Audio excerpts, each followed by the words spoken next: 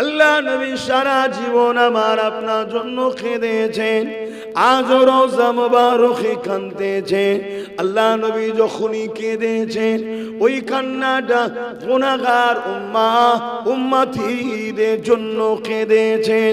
এ যুবকেরা, তরুণেরা, আল্লাহ নবী একদিন আল্লাহ পাকের কাবা শরীফ তওয়াফ করতেছিলেন।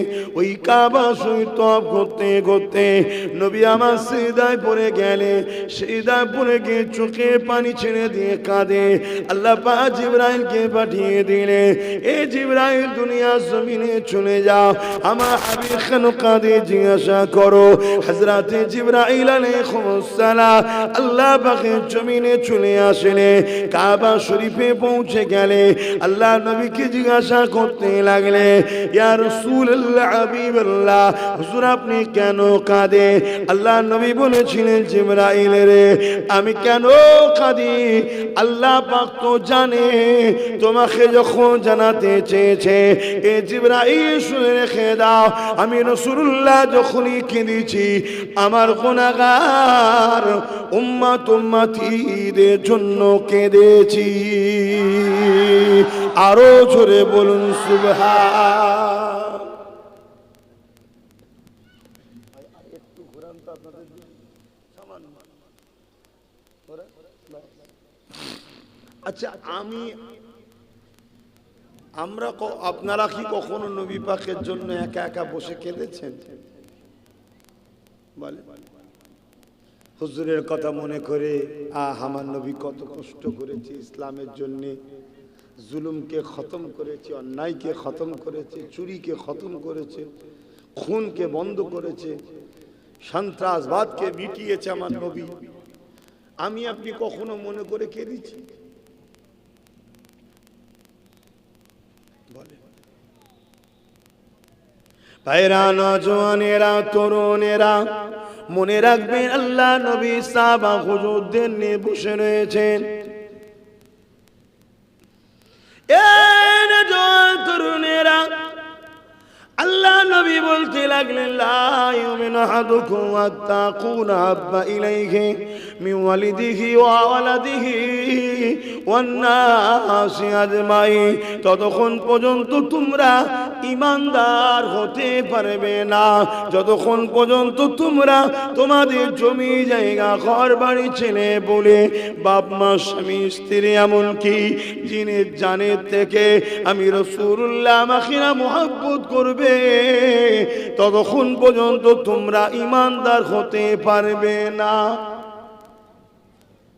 আর যে ঈমানদার নয় সে জান্নাতে যাবে? একটু সরাসরি দেন না। গরমে কি খুব ক্লান্ত আপনারা? গরমে খুব ক্লান্ত আর না গলা বাঁচাচ্ছ ভোটে যে চিল্লাবে বলে? আরে ভোটের জায়গায় ভোট থাকবে, কিন্তু মনে রেখে দিও রাজনীতি করতে গিয়ে যেন জাহান্নামে চলে যাবো, এটা বোঝানো দরকার আছে না? না, হ্যাঁ, রাজনীতি করছো করো, দুনিয়াদারি করতে হবে, রাষ্ট্রকে চালাতে হবে, কিন্তু রাজনীতি করতে গিয়ে যেন জাহান্নাম না কিনে ফেলো, এটা মাথায় রেখে দিও। রাজনীতি করছো করো, করতে গিয়ে যেন জীবনটা দিয়ে ফেলুনি, তাহলে সব বেকার হয়ে যাবে। তাহলে বলো, একটু গলাটা ছাড়বে না? আমার তো কথা বলতে খুব কষ্ট হচ্ছে। গরমকালে এলে কি সমস্যা কি জানি, ওই জামা ঘাম গায়ে বসলেই আমার গলা চেপে যায় গরমকালে। তা আপনাদেরও কি একই রোগ আছে নাকি? বাপ বেটা ভাই ভাই সব একই রোগ ধরেছে? অসম্ভব কিছু নেই, সব তো আমরা একই ঘরের নাকি? সব এক লাইনের তো নাকি? না কাতার উল্টো দিকে আছে, জাহান্নামীদের দিকে নয় তো? হ্যাঁ, আমরা ইনশাআল্লাহ জান্নাতি দিকে। বলুন ইনশাআল্লাহ, বলুন না আলহামদুলিল্লাহ। আবার শুনে কিছু জাহান্নামীরা টিটকিরি মারে, আব্বাস সিদ্দিকী জান্নাতের টিকিট দিচ্ছে। ভাই আমি কাউকে কখনো জান্নাতের টিকিট দিয়েছি? কথা বলেন দিয়েছি মানে কি করবে এরা? দিশে বুঝে পাচ্ছে যে এত বুঝায় এত বলি, আব্বাসের থেকে লোকগুলোকে সরাবো, সরতে চাইছে না।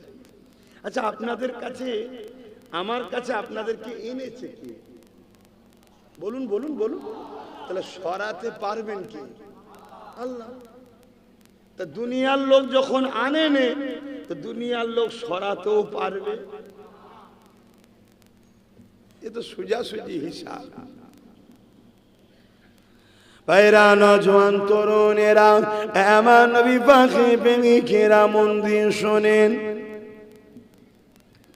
এ নওজোয়ান তরুণেরা, আল্লাহ নবী জানিয়ে দিলেন, ততক্ষণ পর্যন্ত তোমরা ইমানদার হতে পারবে না যতক্ষণ পর্যন্ত তোমাদের ঘর বাড়ি, জমি জায়গা, ধন দৌলত, কারবার, ব্যবসা, ছেলে পুলে, বাপ মা, স্বামী স্ত্রী, এমনকি নিজের জানের থেকে আমি রাসূলুল্লাহ আমাকে না বেশি ভালোবাসতে পারবে, ততক্ষণ পর্যন্ত তোমরা জান্নাতি হতে পারবে না, ইমানদার হতে পারবে না। আর যার মধ্যে ঈমান না, সে কোনোদিন জান্নাতে যাবে না।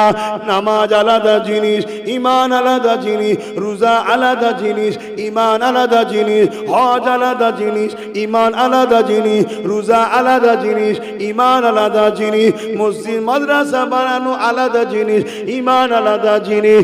ঈমান হলো রাসূলুল্লাহকে জানের থেকে বেশি ভালোবেসে আদবের সাথে মেনে নেওয়া, নামাজ, রোজা, দাড়ি, টুপি, হজ, মসজিদ মাদ্রাসা বানানো, দান, খায়রাত, এগুলো যখন ইমানদাররা করবে, আল্লাহ পাক তাদেরকে নেকি দেবে ভালো কাজ করার জন্য।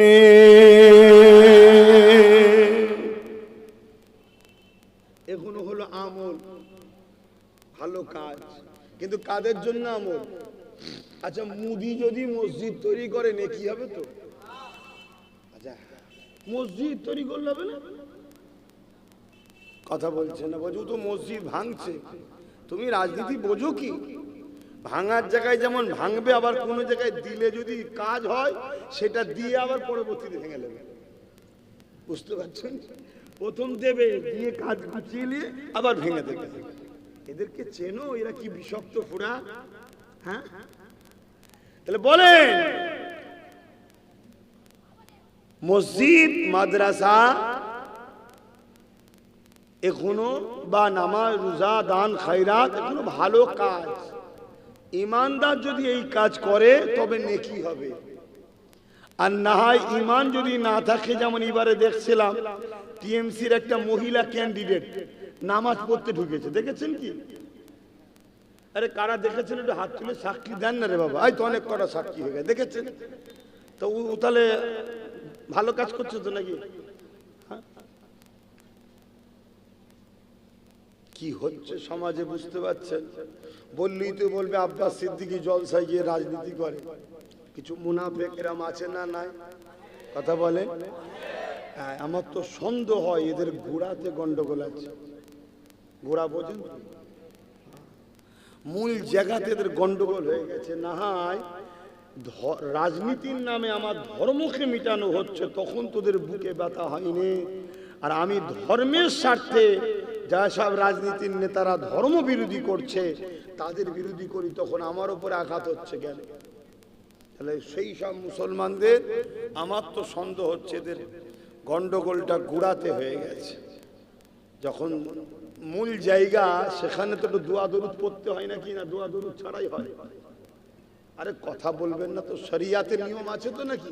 হ্যাঁ, 4-5টা ছেলে হয়ে গেছে, ফরজ গোসল করতে পারে না, তাহলে সে সমাজ কি হবে বলেন তো? না, শরিয়াতকে শরিয়াতের জায়গায় রাখতে হবে, বা মানতে হবে। বাবেরা, নওজোয়ান তরুণেরা, আমার নবী পাকের প্রেমিকেরা, মন দিয়ে শোনেন, ততক্ষণ পর্যন্ত ইমানদার হওয়া যাবে না যতক্ষণ পর্যন্ত জানের থেকেও বেশি রাসূলুল্লাহকে না মুহাব্বত করে আদবের সাথে মেনে নেবে। এই কথা যখন রাসূলুল্লাহ বললেন, ওই মজলিস হযরতে ফারুক আজম বসেছিল, তিনি উঠে দাঁড়িয়ে বললেন, ইয়া রাসূলুল্লাহ, হাবিবাল্লাহ, আমি সব কিছু থেকে আপনাকে বেশি ভালোবাসি, ইল্লা মিন নাফসি, জানের থেকে নয়। ইয়া রাসূলুল্লাহ, হাবিবাল্লাহ, আমি আপনাকে জমি জায়গা থেকে বেশি ভালোবাসি, ছেলেপুলে সন্তানের থেকে বেশি ভালোবাসি, সব কিছুর থেকে বেশি ভালোবাসি, ইল্লা মিন নাফসি, জানের থেকে নয়। আল্লাহ নবী বললেন, উমার জানের থেকেও বেশি ভালোবাসতে লাগবে। হযরত উমর ফারুক চুপ হয়ে গেলেন, একটু পরে উঠে বলতে লাগলেন, ইয়া রাসূলুল্লাহ, হাবিবাল্লাহ, আমি উমর কাওয়া দিচ্ছি, আমি আমার জানের থেকে আপনাকে বেশি ভালোবাসি। আরো জোরে বলুন সুবহান। আমরা রাসূলকে জানের থেকে বেশি ভালোবাসি না বাসি না? আর যদি বাসেন তাহলে ঈমানদার, আর ঈমানদার মানে জান্নাত। শুনছেন? যদি ঈমানদার গুনাহ করে শাস্তি আছে, কিন্তু জান্নাত যাবে ঈমান থাকার জন্য। শুনছেন? আর ঈমান নেই, কাবার মাথাবে গিয়ে সেজদায় যদি পড়ে মারা যায় তাও জাহান্নামে ঢুকবার, জীবনে বেরোবে না। কথাগুলোকে ভালো করে ঢুকিয়ে নেন। যদি বিশ্বাস থাকে এই বান্দার উপরে, আল্লাহর এই বান্দার উপরে, দাসের উপরে যদি বিশ্বাস থাকে, কথাগুলো মাথায় ঢুকিয়ে নেন। 8-10 বছর ধরে আমার পিছনের লোক লেগে আছে। শুনছেন? যারা আমার পিছনে লেগেছিল তারাই এখন সব সেই পথের প্রতীক হচ্ছে। শুনছেন? আমি কিন্তু আমার জায়গায় ঠিক দাঁড়িয়ে আছি। আব্বারা কষ্ট পেচ্ছেন না তো? ভাইরা, নওজওয়ানেরা, তরুণেরা, এ নবী পাখি প্রেমিকেরা, আল্লাহ নবীকে মহব্বত করি, শুধু মুখে বললে হবে না। আপনি যেমন বাপকে মহব্বত করে, বাপের বিরুদ্ধে কেউ বললে আপনি তার পক্ষে থাকবেন না, বিরুদ্ধে যাবেন। কি কথা বলবেন তো? আপনি মাকে ভালোবাসেন, মায়ের বিরোধী কেউ করলে আপনি সেই মায়ের যে বিরোধী করছে তার পক্ষে দাঁড়াবেন না, তার বিরোধী করবেন। যদি তার পক্ষে দাঁড়েন তাহলে কিন্তু আপনি মাকে প্রকৃত ভালোবাসলেন না। আমার আজ বুঝছেন তো নাকি? ধরুন এই যে কারি সাহেবকে আমি ভালোবাসি, দেখা পেলাম, হাত ধরে ধরে নিয়ে এলাম, আসেন ভাই স্টেজে আসেন, ভালোবাসি তাই। ইমাম মানুষ, আলেম মানুষ, কারি সাহেব মানুষ। এখন ইনার বিরুদ্ধে কেউ কিছু বলছে আর আমি তার সাথেই যদি মিশি, তাহলে কারি সাহেবের মনে আমার জন্য দুঃখ হবে না? হবে না? যে কিরম ভালোবাসে আব্বাস ভাইজান আমাকে। আমার বিরুদ্ধে যে বলছে আপনি তার সাথে মিশছেন, কি মনে হবে না? আচ্ছা একটু উল্টো দিই, কারি সাহেব আমাকে ধরুন ভালোবাসে আমার পীরের আওলাদ হিসাবে। এখন আমাকে যে গালিগালাজ করে কারি সাহেব যদি তার সঙ্গে মেশে, আমি কিনার উপরে ভালো নজরে তাকাবো? আচ্ছা আপনারা বাপেরা বলুন, আপনাকে যারা ছোট বড় কথা বলবে, গালিগালাজ করবে, আপনার বিরোধী করবে, তার সাথে যদি আপনার ছেলে মেশে, আপনি কি ভালো নজরে ছেলেকে দেখবেন? কথাই এক থাকবেন তো নাকি? এই জন্যই তো নবী পাক জানিয়ে দিলেন, মান আহাব্বা লিল্লাহ ওয়া আবগাদা লিল্লাহ ওয়া আতা লিল্লাহ ওয়া মানআ লিল্লাহ ফাকাদ ইসতাকমালাল ঈমান। ভালোবাসবে আল্লাহর জন্য, দুশমনি করবে আল্লাহর জন্য, আত্মীয়তা করবে আল্লাহর জন্য, বিচ্ছেদ হবে আল্লাহর জন্য, এরাই হলো প্রকৃত ঈমানদার। এ নওজওয়ান তরুণেরা, বাপেরা, আমরা রাসূলুল্লাহকে যদি ভালোবাসি, নবী পাকের প্রেমিক যারা হবে তাদের আমরা ভালোবাসবো। এই জন্য আল্লাহর ওলিদেরকে, নবীর গোলামদেরকে, নবীর আশিকদেরকে আমরা ভালোবাসি। খাজা হুজুরকে কেন ভালোবাসি? খাজা হুজুর আল্লাহ ও নবীর প্রেমিক ছিল। দাদা হুজুরকে কেন ভালোবাসি? দাদা হুজুর আল্লাহ ও নবীর প্রেমিক ছিল। বসিরহাটের বড় মৌলানাকে কেন ভালোবাসি? উনি আল্লাহ ও রাসূলের প্রেমিক ছিল। এ যুবকেরা, তরুণেরা, এটাই তো প্রেমের নিদর্শন। আমার প্রেমিকের যে হবে, আমিও তার হব, যে আমার প্রেমিকের নয় আমি তার নয়। এ যুবকেরা, তরুণেরা, বাবেরা, এই প্রেম যে দেখাতে পারবে সেই তো রাসূলুল্লাহর প্রকৃত প্রেমী, তার মধ্যেই তো ঈমান রয়েছে। আর যে রাসূলুল্লাহ দুশমনকে আপন করে নেবে, সে যদি রাসূলুল্লাহকে ভালোবাসি বলে, সে মুনাফিক, মুসলমান ছাড়া অন্য কিছু নয়, তার জন্য জাহান্নাম রয়েছে। এ যুবকেরা, তরুণেরা, আমার নবী পাকের প্রেমিকেরা, তাই বলে দিয়ে যায় পরিবর্তন হয়, বুঝে বুঝে পা ফেলে। আল্লাহ নবী, নূহ নবী, দয়ার নবী, যে নবী আমার সারা জীবনটা তোমার আমার জন্য কেঁদেছে, আজও রওজা মুবারকে কাঁদছে। আল্লাহ যেদিন কিয়ামত ঘোষণা করবে, হযরত ইসরাফিল আলাইহিস সালামকে, হযরত জিবরাইল আলাইহিস সালামকে আল্লাহ পাক পাঠিয়ে দেবে, এ জিবরাইল, দুনিয়া জমিনে চলে যাও, আমার হাবিবকে যে উঠিয়ে নিয়ে আসো। আজকে দিনে আমি আল্লাহ আমার হাবিবের মাথাতে শের মুবারকে শাফাআতের তাজ পরিয়ে দেব। আরো জোরে বলুন সুবহান।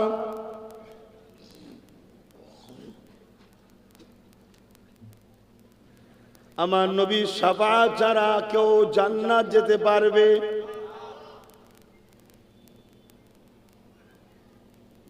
যুবক, আম্মা, বোনেরা, ভাইয়েরা, বাপেরা, মায়েরা, একটু শোনেন মন দিয়ে।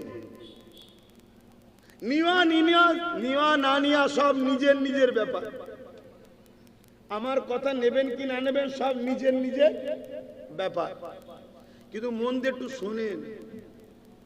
কত লোক দুনিয়ায় এলো, সব কিন্তু এক এক করে কবরে চলে গেল। আজ আমি আছি, আপনারা আছেন, একদিন চলে যাবে। আখিরাত কিন্তু বড় কঠিন হবে। একটু বুঝে বুঝে পা ফেলে, একটু বুঝে বুঝে চলে। সব জায়গায় ত্যাগ স্বীকার করা যায়, দুনিয়ায় সব সম্পর্ককে বিচ্ছেদ করা যায়, সব সম্পর্ক থেকে দূরে সরে যাওয়া যায়, কিন্তু আল্লাহ ও রাসূল থেকে দূরে সরলে কপাল দুনিয়া আখিরাতে ফেটে যাবে। শুনছেন তো নাকি? আব্বাস সিদ্দিকীকে আজকে ভালোবাসি, কাল থেকে সম্পর্ক কেটে দেওয়া যেতে পারে। কথা বুঝছেন না? আমাকে আনলেন না, আমার সঙ্গে মিশলেন না, কিন্তু আমার রাসূলুল্লাহ থেকে যদি দূরে সরে যাও তাহলে কিন্তু সব বরবাদ হয়ে যাবে। হযরত জিবরাইল আলাইহিস সালাম দুনিয়া জমিনে এসে আল্লাহ পাককে আওয়াজ দিয়ে বলতে লাগবেন, ও রাব্বি আল্লাহ পাক, আপনার হাবিব কোথায় রয়েছে? আমি জিবরাইল খুঁজে পাচ্ছি না। কারণ এই জমিন সে জমিন থাকবে না, কুল্লু মান আলাইহা ফান, সব কিছু আল্লাহ ফানা করে দেবে। গাছপালা, পাহাড়, পর্বত, জমি জায়গা কিছুই থাকবে না। নতুন করে আল্লাহ বিচারের জন্য ময়দান তৈরি করবে। এই সময় সাল্লাম জিজ্ঞাসা করতে লাগবে, ও রাব্বি আল্লাহ, আপনার হাবিব কোথায়? আমি জিবরাইল খুঁজে পাচ্ছি না। আল্লাহ পাক এই সময় বলতে লাগবে, এই জিবরাইল, দুনিয়া জমিনে কান লাগিয়ে লাগিয়ে শোনো, যে জায়গা থেকে দেখবে কান্নার আওয়াজ আসছে, ওই জায়গাতে কান লাগিয়ে লাগিয়ে লাগিয়ে দেখো। যে জায়গা থেকে দেখবে কান্নার আওয়াজ আসছে, ওই জায়গাতে আমার হাবিব তিনার গুনাহগার উম্মত উম্মতিদের জন্য কাঁদতেছে। আরো জোরে বলুন সুবহান। এই নবীকে মহব্বত করেন না? আজও আমাদের জন্য কাঁদছে। সেই নবীর দিনের যারা দুশমন হবে তাদেরকে আমরা আপন করতে পারি? সেই নবীর যদি দিনের দুশমন আমার ভাইও হয়ে যায়, সেই ভাইয়ের সঙ্গে সম্পর্ক রাখা যেতে পারে? খুব সাবধান। আজ পুরো দুনিয়া জুড়ে ষড়যন্ত্র চলছে ইসলাম ও মুসলমানকে মিটিয়ে দিবার। প্যালেস্তাইন আমাদেরকে মিটানো হচ্ছে, মসজিদ আকসাতে বোম চার্জ করা হচ্ছে, সুদানেতে মুসলমানদেরকে গণহত্যা করা হচ্ছে। আমার ভারতবর্ষের গুজরাট থেকে শুরু করে, উত্তরপ্রদেশ থেকে শুরু করে সর্ব জায়গাতে মুসলমানদের উপরে হত্যা লীলা চলছে। মসজিদ মাদ্রাসাকে পর্যন্ত শেষ করে দেওয়া হচ্ছে। 2002 গুজরাটের মতো দাঙ্গাতে যার হাত রঙিন হয়ে রয়েছে, তাকে ফুলের মালা পর্যন্ত আমার রাজ্য সরকার পাঠিয়েছিল, মনে আছে না? এদের সবাইকে দেখতে আলাদা লাগতে পারে, এদের সবার মূল জায়গা হচ্ছে একটাই, ইসলাম ও মুসলমানকে মিটিয়ে দাও। কোন কোন জায়গায় ডাইরেক্ট, আর কোন কোন জায়গায় সংখ্যা যেখানে বেশি আমরা, ওখানে ডাইরেক্ট নয়, ওখানে একটু ইনডাইরেক্ট। আস্তে আস্তে ভালোবাসা জন্মে ঘরে ঢুকছে, আস্তে আস্তে প্রীত তৈরি করে কাছে আসছে, তারপরে নিয়ে যে মেরে ফেলার প্ল্যান করছে। উদাহরণস্বরূপ, যেখানে সংখ্যা কম আমাদের, সেখানে ডাইরেক্ট জোর করে ধরে বিষ খাইয়ে দিচ্ছে, আর যেখানে আমাদের সংখ্যা বেশি একটু, সেখানে ডাইরেক্ট বিষ খাওয়াচ্ছে না, অতিথি আপ্যায়নের নামে শরবত দিচ্ছে, শরবতের মধ্যে বিষ দিচ্ছে। কথা শুনছেন তো নাকি? অসুবিধা হচ্ছে।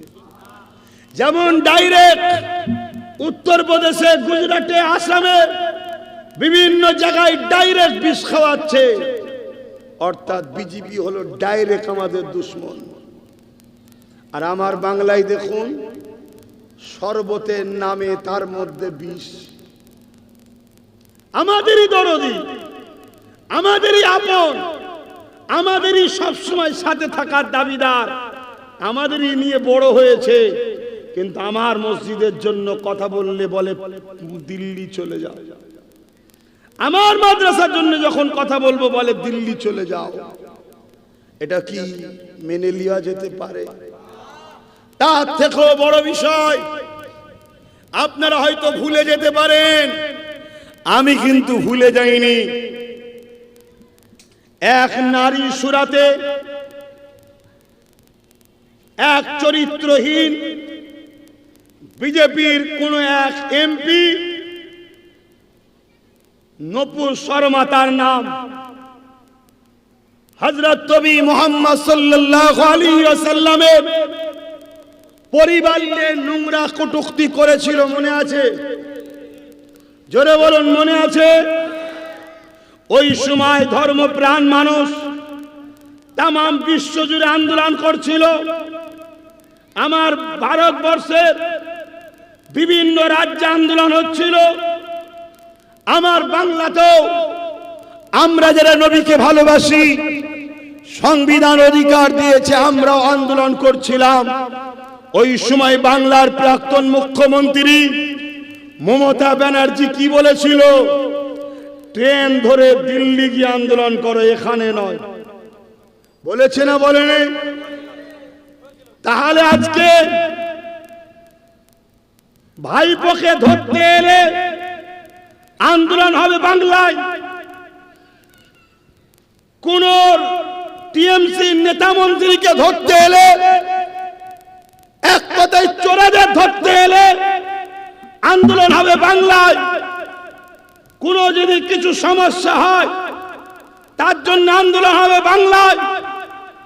টাটা কারখানাকে তুলে দিবার জন্য রোড বন্ধ করে হাজার হাজার কোটি টাকা সম্পদ নষ্ট করে এই বাংলায় আন্দোলন হতে পারে।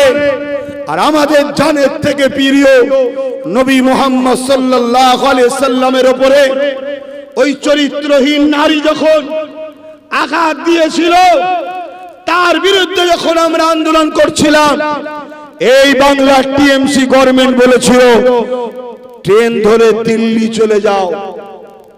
দিন আর তাহলে আমাদের কাছে যদি নবী আগে হয়, নবীর প্রেম যদি হৃদয়ে থাকে, আজকে তাহলে আমাদেরও বলা দরকার, ভোট আমাদের কাছে আশা করো না, কেন আমরা নবী মুহাম্মদ রাসূলের গোলাম। আমার নবীর হয়ে বাংলায় কথা বললে যদি তোমার বুকে ব্যথা হয়, আমার নবীর হয়ে আন্দোলন করলে তুমি যদি ট্রেন ধরে দিল্লি যাবার পরামর্শ দাও, তাহলে তোমার মতো অপদার্থকে আমরা ভোট দিয়ে বেঈমান হতে রাজি নয়, এটা বলা কি অন্যায় হবে? দরকার আছে না? হাত তুলে সাক্ষী দাও, কারা বলতে পারবে? কারা বলতে পারবে? হাত লম্বা করে তোলো। এ কথা যে বলতে পারবে না, আমার মনে হয় তুমি নিজেকে প্রশ্ন করো, তুমি বেঈমান কাফের ছাড়া আর কিছু না। আমি চ্যালেঞ্জে যাচ্ছি, কোন মুফতি, কোন মৌলানা, কোন পীর, পীরজাদা মায়ের বেটা যদি থাকে আমার সঙ্গে আসো চ্যালেঞ্জে। তোরা এত বড় নেমো খারাম, তোরা এত বড় গাদ্দার, তোরা 1000-2000 ভিক্ষাতে তোর এই শয়তানের পক্ষে দাঁড়াতে মন যায়, আর আমার রাসূলুল্লাহর উপরে যখন আঘাত দেয়, আমরা যখন কেসের ব্যবস্থা করি, কোরআনের উপরে যখন আঘাত দেয়, এই পাশে 4 পা শয়তানটা কোরআনের বিরুদ্ধে যখন বলল, আমরা হাজার হাজার মামলা করলাম, প্রাক্তন রাজ্য সরকার টিএমসি গভর্নমেন্ট তাকে অ্যারেস্ট করেছে, জোরে বলেন। আর ওয়াকাফের জন্য নওশাদ রাস্তায় আন্দোলন করতে নেমেছিল, তাকে নিয়ে যে জেলে ভরে দিল। মানুষের জন্য কথা বলতে গেল, আবার 42 দিন জেলে ভরে দিল। কথা মাথায় ঢুকছে না? ঢুকে নেই।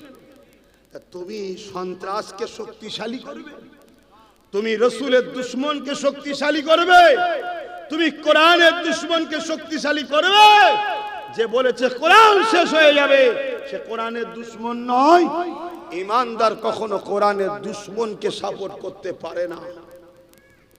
যেমন আমরা বিজেপিকে সাপোর্ট করতে পারি না, বিজেপির সব থেকে বড় দালাল এই টিএমসির মমতাকে সাপোর্ট করতে আমরা কোনোদিন পারি না ঈমানদাররা।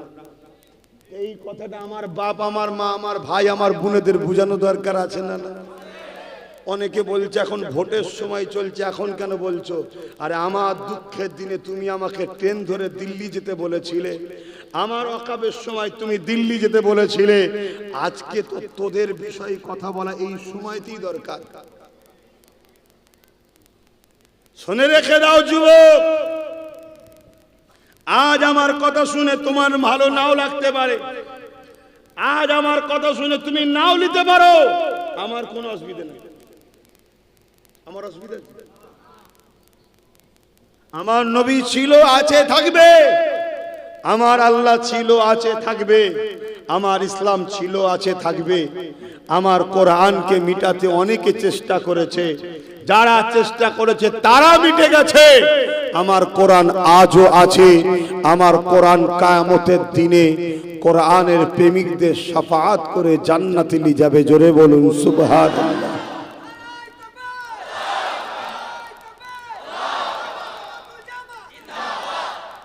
আজকের দিনে তুমি যদি রাসূলুল্লাহর পক্ষে না দাঁড়াতে পারো, তাহলে মনে রেখে দিও কিয়ামতের দিনে তুমি নবীর শাফাআত পাবে না। যে নবী পাকের বিরুদ্ধে বলেছে সে যেমন শয়তান, জাহান্নামী কুকুর, তার বিরুদ্ধে বলতে গিয়ে যার বাধা হয়, যার অসুবিধা হয়, সেও আমার নজরে জাহান্নামেরই একটা কুকুর। কথা মাথায় ঢুকছে না? ঢোকে না? হ্যাঁ, মরণের ভয় তোমরা করতে পারো, মরণকে গলায় নিতে চাই রাসূলুল্লাহর জন্য। কেন? রাসূলুল্লাহর হয়ে যে মরে সে তো কবরে রাসূলুল্লাহ দিদার পাবে। জোরে বলুন সুবহানাল্লাহ, আরো জোরে বলুন সুবহানাল্লাহ। কথা মাথায় ঢুকছে? ওখানে যে লাইন দিকে মুখের সামনে সামনে নিয়ে যাচ্ছে, বলো আমার এই প্রতিবাদের, এই প্রতিবাদটা আমার কি অন্যায় হচ্ছে করা? আওয়াজ দিয়ে বলো, অন্যায় হচ্ছে? আমার তো মনে হয় যুদ্ধ যদি করতে হয় যুদ্ধ করা দরকার। যুদ্ধ যদি করতে হয় যুদ্ধ করব, কিন্তু রাসূলের দুশমনকে কখনো সাথ আমরা দিতে পারবো না। কেননা কিয়ামতের দিনে, কঠিন দিনেতে বাপ ছেলের হবে না, ছেলে বাপের হবে না, মা মেয়ের হবে না, মেয়ে মায়ের হবে না, স্বামী স্ত্রী হবে না, স্ত্রী স্বামীর হবে না। এত কঠিন দিন হবে যেদিন মাথা এক বেগদা ইখতিলাফাত পরে আল্লাহ বা সূর্যকে নামিয়ে দেবে। সূর্যের 12 গুণ তাপ বেড়ে যাবে, 1 গুণ তাপে কোটি কোটি মাইল দূরে রয়েছে, এই তাপ সহ্য করা যাচ্ছে না। সেদিন মাথার বেগদা ইখতিলাফাত উপরে আল্লাহ নামিয়ে দেবে। সেই দিন কি করে সহ্য করবে? ওই সূর্যের তাপেতে মাথা খিনুগুলো গলে গলে ঝরে ঝরে পড়বে। ওই সূর্যের তাপেতে লোহা যেমন আগুনে দিলে পুড়ে লাল হয়ে যায়, জমিনটা পুড়ে লাল হয়ে যাবে, মানুষ দাঁড়াতে পারবে না। ছেলে বাপকে জোর করে জমিনে শুয়াবে, তার বুকের উপরে পা দিয়ে দাঁড়িয়ে যাবে। বাপ ছেলেকে জমিনে শুইয়ে তার বুকের উপরে পা দিয়ে দাঁড়িয়ে যাবে। এ যুবকেরা, আমার আম্মা জানেরা, আমার বোনেরা, আর মুনাফিক চিনতে শেখো, গোস্তাখে রাসূলদেরকে চিনতে শেখো। এ যুবকেরা, না ওই কঠিন দিনে তোমাকে বাঁচাবার কোনো দাদা দিদি থাকবে না, কোনো নেতা খেতা ওই দিনেতে কাউকে দেখা যাবে না। কেন? জালিম যারা হবে জাহান্নামে আগে চলে যাবে, অত্যাচারী যারা হবে জাহান্নামে চলে যাবে, তাদের কাতার তো আলাদাই হবে। এ যুবকেরা, তরুণেরা, বাপেরা, ওই কঠিন দিনেতে কেউ কারো হবে না। ওই সময়টা আমিন আল্লাহ মুহাম্মদ রাসূলুল্লাহ আল্লাহ পাকের কাছে ফরিয়াদ করবে, ইয়া রাব্বি হাবলি উম্মতি উম্মতি উম্মতি উম্মতি। আরো জোরে বলুন সুবহান। সেই নবীর জন্য জান দিতে পারবো বলছি, আর জান না দিতে পারলে, জানের থেকে বেশি মহব্বত না করতে পারলে ঈমানও তো না। সেই নবীর বিরুদ্ধে কেউ চরিত্রহীন নারী কিছু মন্তব্য করবে, আর তার বিরুদ্ধে আমি কথা বলতে যাব, আর আমার রাজ্য সরকার বলবে ট্রেন ধরে চলে যাও, ওখানে না হয় তেল পুলিশ হবে, কেস হবে, মামলা হবে। তাহলে মনে হয় ওরই বিরুদ্ধে আন্দোলনকে রুখতে চাইছে না চাই না? তাহলে ওর দলের লোক নয়। উচিত তো আরো শাবাশি দেওয়া, হ্যাঁ বেশি করে বল। কেন? বিজেপির বিরুদ্ধে আমিও তো, তুই যখন বিজেপির বিরুদ্ধে আন্দোলন করছিস আমার সম্পূর্ণ সহযোগিতা থাকবে, আরো কর। এদিকে আমার বাংলার কালচারই নয়, সেই কালচার হঠাৎ করে বাংলায় ঢুকলো, অস্ত্র তস্ত্র নিয়ে মানুষের দোকান টুকান পুড়িয়ে ভেঙে চুরে রোড অবরোধ করে হয় হচ্ছে। সেখানে রাজ্য সরকার পুলিশ দিচ্ছে। ভুল কথা বলছি নাকি? আর আমরা তোমাকে ভোট দেবো, আমার ভোটে তোমরা জিতবে, আর আমার মসজিদ মাদ্রাসা ওয়াকফের যখন কালা কানুন তৈরি করবে বিজেপি, সেই বিলকে তুমি সই করে পশ্চিম বাংলার ওয়াকফকে বিজেপির হাতে তুলে দেবে। বলো এ কোরআন মসজিদ মাদ্রাসার দুশ্মন নয়? এই গাদ্দার গুলোকে তো এই সময় চিনা দরকার। মনে রাখবে ফাইসাল্লাহ তোমাদের হাতে না, আল্লাহর হাতে। জোরে বলো। তাহলে কোনো ভয় হুমকি চুমকি দেখে লাভ নাই। অনেকে ভয় দেখাবে, দিনের শেষে যখন সব দেখবে পরিস্থিতি খারাপ, তখন এসে একটাই কথা বলবে, সবই ঠিক আছে, বিজেপি চলে আসবে। কি বলবে? আর জোরে বলে। আচ্ছা, 2011 আগে বিজেপি ছিল, এলো কি করে? দেশ স্বাধীনতার পর থেকে 1947-এ দেশ স্বাধীন, কথা বুঝে আসছে। তারপর থেকে 2011 পর্যন্ত বাংলায় বিজেপি আসতে পেরেছে। তো হঠাৎ করে বিজেপি বাংলায় এলো কি করে? ধরুন 1947 থেকে এই গ্রামে পাহারা দিতেন আমাদের কারি সাহেব, বুঝাবার জন্য বলছি, ইনার হাতে গ্রামের দায়িত্ব। এই গ্রামে কখনো খুন হয়নি, রেপ হয়নি, চুরি হয়নি। তার মানে এই কৃতিত্বটা তাহলে কার? বলুন বলুন, সারা সুবিধা কারি সাহেব। আর 2011 পর আমরা সবাই মিলে কারি সাহেবকে সরিয়ে দিলাম, দিয়ে আমাকে দায়িত্ব দিলেন, বুঝাবার জন্য বলছি। এখন আমি দায়িত্ব পাওয়ার পরে চুরিও হচ্ছে, খুনও হচ্ছে, ধর্ষণও হচ্ছে, ডাকাতও ঢুকছে, মব লিঞ্চিংও হচ্ছে।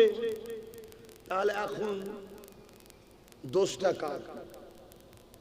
আরে আমাকে বলতে লজ্জা লাগছে, আমারই। তার মানে কি আমার সঙ্গে সেটিং আছে? 2011 পর্যন্ত কখনোই বিজেপিকে বাংলায় ঢুকতে দেওয়া হয়নি, তাই আসতে পারেনি। 2011-তে 1998-এ বিজেপি তৈরি করলো টিএমসিকে। সেই দলকে বাংলায় আস্তে আস্তে ফান্ডিং করে ক্ষমতায় আনলো। ক্ষমতায় আসার পর তার পুলিশ দিয়ে বিজেপিকে, আরএসএসকে আস্তে আস্তে বাংলায় জায়গা করাচ্ছে টিএমসি। কথা শুনছেন? কেন? এখানে এক চান্সে হুড়োহুড়ি করলে অসুবিধা আছে, তাই আস্তে আস্তে হচ্ছে। আজকে সেই বিজেপি আসার জন্য 20,000 30,000 করে মুসলমানের নামকে এক একটা বিধানসভা থেকে কেটে বাদ দিয়ে দিয়েছে। শুনছেন? এবার কি করে রুখবেন? ভোটও তো আপনি দিতে পারবেন, তা রুখবেন কি করে? এই যে রুখার চান্সটা পাচ্ছেন না, 20-30,000 করে ভোট তো বাদ। এখন নতুন করে আবার নাটক করছে, বলছে বিজেপি চলে আসবে যদি আমাকে না দাও। করছে না? করেন। বিজেপিও প্রত্যেকটা রাজ্যে ইসলামের বিরোধী করছে। যে যে রাজ্যে বিজেপি আছে সে রাজ্যে মুসলমানদেরকে হত্যা করছে না করে না? মসজিদ ভাঙছে না ভাঙে না? মাদ্রাসার উপর আঘাত দিচ্ছে না দেয় না?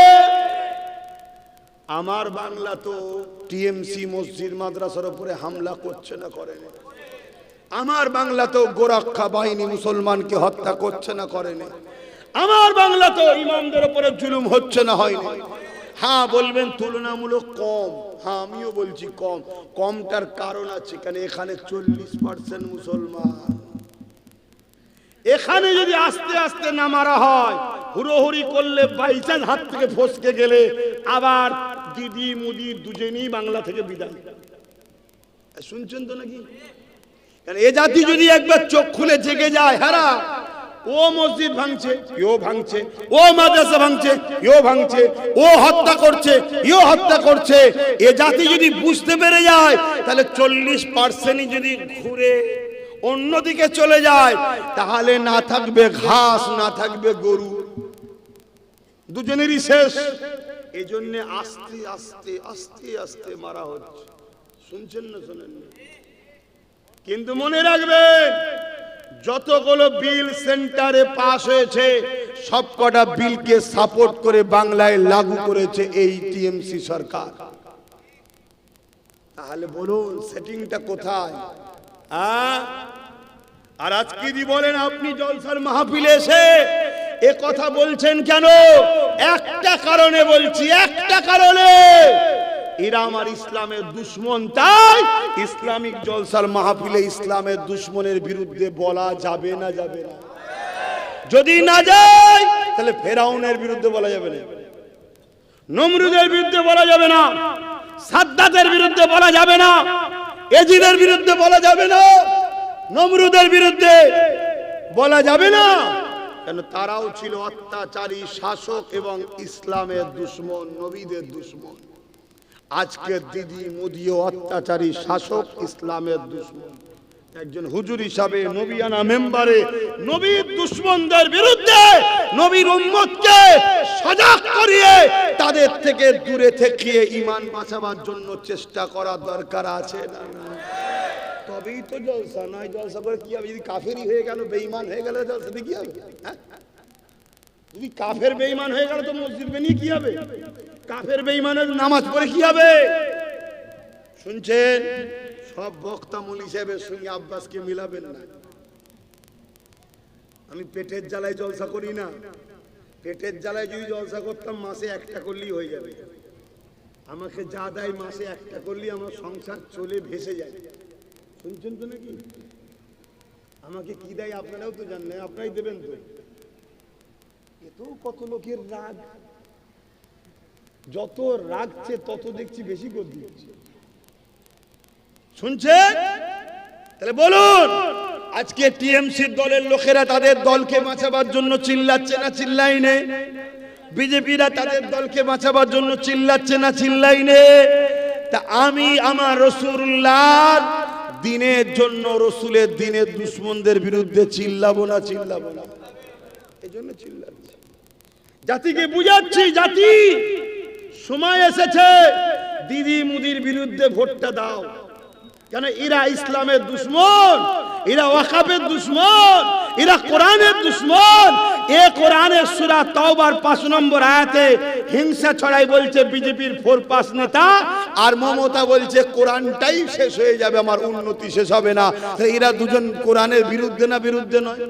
তো সময় এসেছে, তাই জাতিকে বলছি আল্লাহ তোমার যখন নামটা এখনো রেখেছে, ভোটটা দিবার সময় কোরআনের দুশ্মনদের বিরুদ্ধে দিও।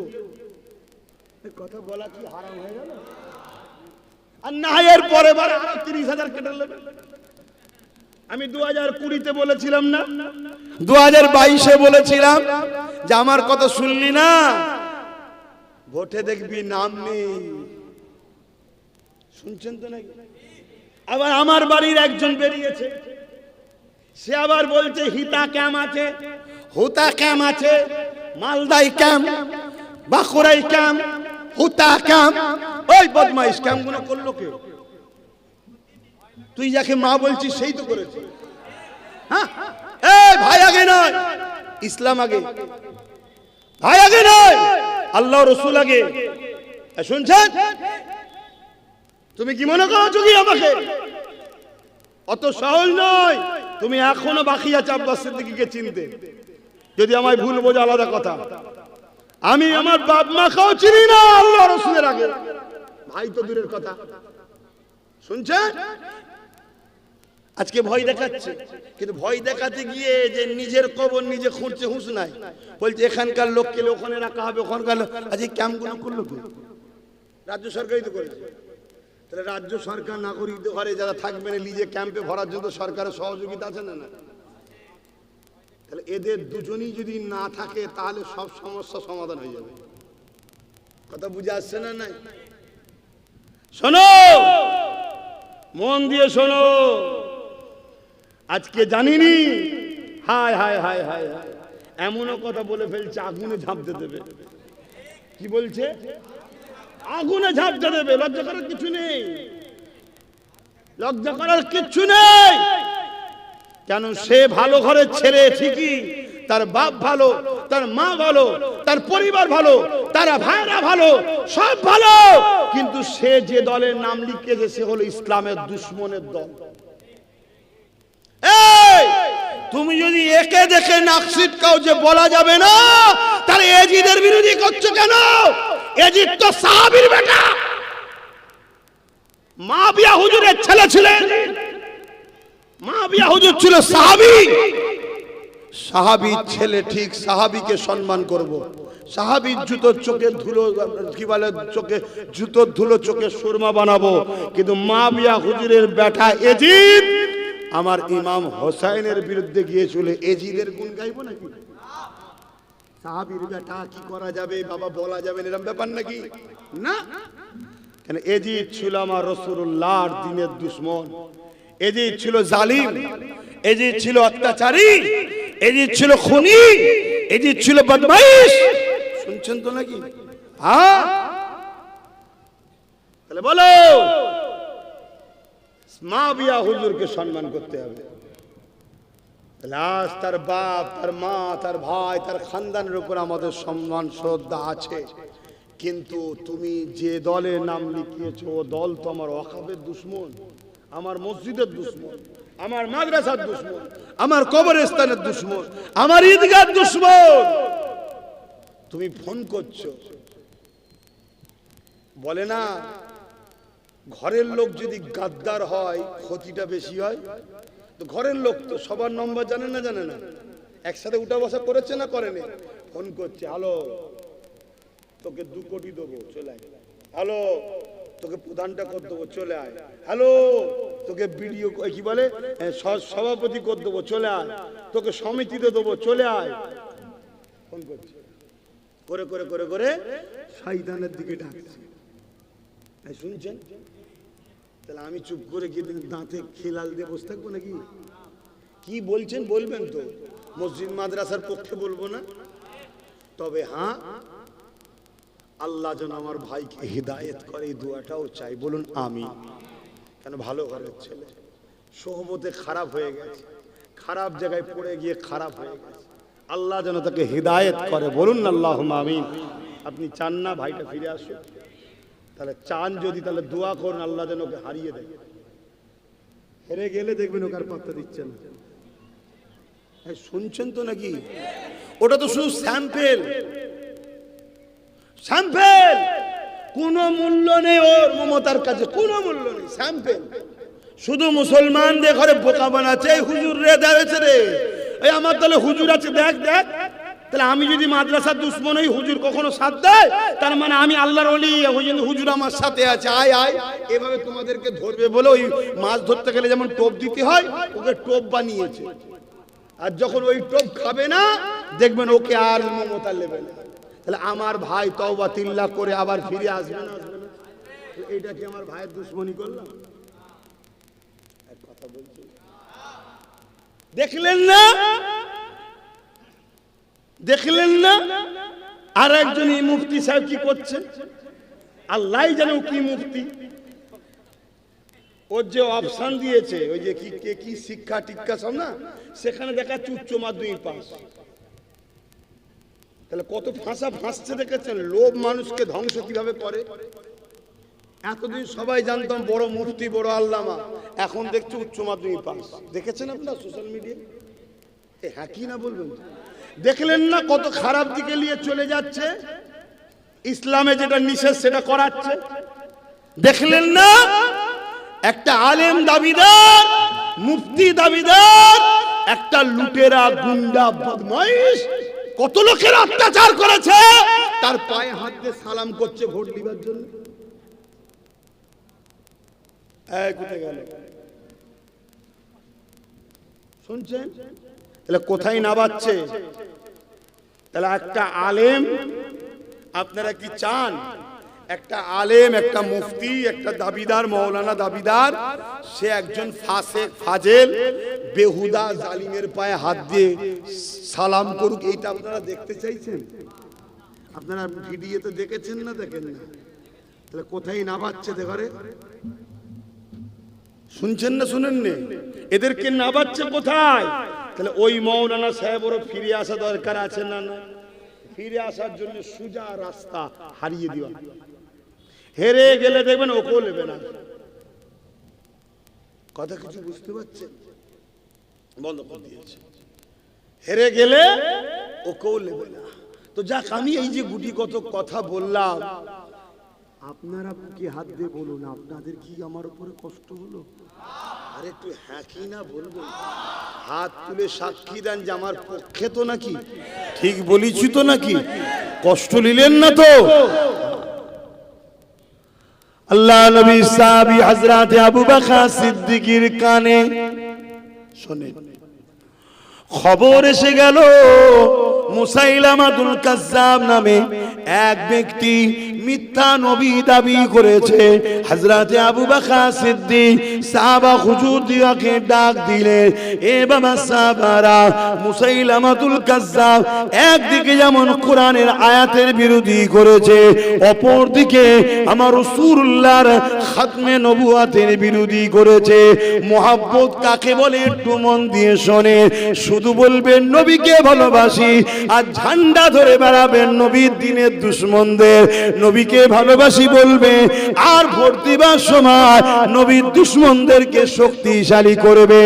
এই গাদ্দারির শাস্তি আল্লাহ দেবে আপনাদের।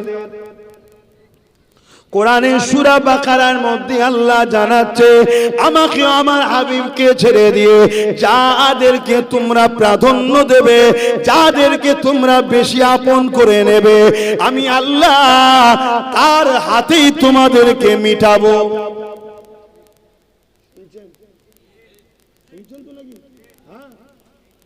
তাহলে আমরা যদি আল্লাহ ও রাসূলের থেকে বাপ মাকে বেশি প্রাধান্য দিই, বাপ মার হাতেই আল্লাহ আমাদেরকে মিটিয়ে দেবে। আর কোন বাপ মা যদি আল্লাহ রসুলের থেকে ছেলেকে বেশি প্রাধান্য দেয়, ছেলে এমন বিষাক্ত করবে বাপ মাকে উঠতে বসতে পিটবে। সমাজে হচ্ছে নয় না? তার বাড়ির খবর দেখবেন ছেলে অন্যায় করে, মা বাপ রুখতো না, এখন তার রিয়াকশন আসছে। শুনছেন? ঠিক তেমনি কোন বিষয়ে আল্লাহ রসুলের বিরুদ্ধে যেটা যাবে, সেই জায়গায় যদি আল্লাহ রসুলের পক্ষে না দাঁড়ায়, বিরুদ্ধে যদি চলে যায়, যার জন্য যাব তার হাতে আল্লাহ আমাদের মিটাবে। একটা উদাহরণ দেবো, দেখুন দিনের মতো প্রমাণ পাবেন। দেবো আজ এই যে সিএ করে নাম বাদ গেল, আমাদের 93 লক্ষ লোকের ডিলিট হয়ে গেল। আচ্ছা এসআইআর করে, আচ্ছা এই নামটা বাদ আমাদের দিল কে? শুধু বিজেপি না টিএমসির হাত আছে? একটু বলুন। বিজেপি হলো প্রথম শত্রু, সে আমাদেরকে বাদ দিতে চায় ঢুকার জন্য। যেমন বিহারে বাদ দিল, ঢুকলো, আবার নাম তুলে দিল। মানে ওর কাজ হচ্ছে ঢুকবো, তারপরে ভোটটা দিতে দিলে হবে না, ভোটটা দিতে দেবো না, আমি চলে আসবো, আবার নাম তুলে দেবো। বিহারে করেছে, শুনছেন? তাহলে আজকে এই বাংলায় বিজেপি ঢুকতে চাইছে, কিন্তু বারবার লাঠি খাচ্ছে। ওই জন্য এক একটা বিধানসভা থেকে 40,000 35,000 করে নাম বাদ দিয়ে দিয়েছে। এটা বিজেপির এজেন্ডা। কিন্তু এই এজেন্ডাকে বাংলায় বাস্তবায়ন করার জন্য মমতার টিএমসির হাত আছে না? 90,000 অফিসার দিয়েছে, 250 কোটি টাকা খরচ করেছে, ঠিক তো? তাহলে দেখুন কোরআনের কথা কত সুন্দর মিলল। আমাকে ও আমার হাবিবকে ছেড়ে দিয়ে যাকে প্রাধান্য দিবি তার হাতে আমি আল্লাহ তোকে মিটাবো। আল্লাহ রসুলকে যদি প্রাধান্য দিতাম, তাহলে আজকে বলুন, যখন ওই বদমাইশ মেয়ের বিরুদ্ধে আন্দোলন করছিলাম, যখন বলেছিল দিল্লি চলে যাও ট্রেন ধরে, তখনই এর বিরোধী আমরা করতাম, করিনি? আরে আমি করেছি তো কি হয়েছে? আপনি করেন না, আপনি করেছেন তো কি হয়েছে? আমি করিনি। শাস্তি তো দুই ধরনের লোককে পেতে হয়। এক ধরনের লোক অন্যায় করার জন্য শাস্তি পায়, আর এক ধরনের লোক অন্যায়কারীর সঙ্গে থাকার জন্য শাস্তি পায়। পায় না?